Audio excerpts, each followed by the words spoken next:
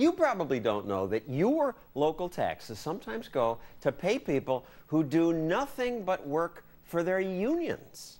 I learned about that from Clint Bolick of the Libertarian Goldwater Institute, who just won an injunction against this practice in Arizona. So what's the practice? It's called release time, and it's literally that.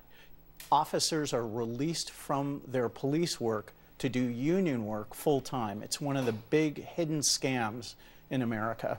So it's in the union contract for the police that you got to pay us not to patrol streets, but also to do union work. Right, to lobby, to negotiate against the city for its pay increases, to ask for pension increases, to do union recruiting, you name it. Anything except patrolling the streets and keeping us safe. And in Phoenix, there are several, where you are, there are several people who don't do any street patrols. They just do full-time union work? That's right. There's 6 full-time police officers who do nothing but union work, and over 2,000 hours a year allocated for others to do the same. How much union work can there be?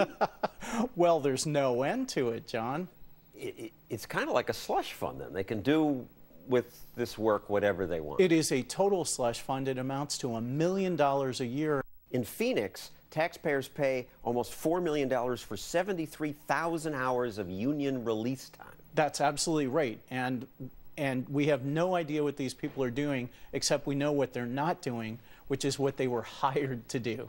All right, the national president of the American Federation of Government Employees, John Gage, says gains in quality, productivity, efficiency, year after year, department after department, simply would not have been possible without the reasonable and sound use of official time.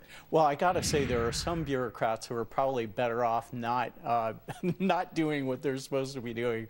But when you look at cops in particular, every hour diverted away from law enforcement is a serious lost hour. There are people getting killed out there, getting robbed, and these folks are riding a union desk and earning the same pensions, John, as the people who are actually risking their lives every day.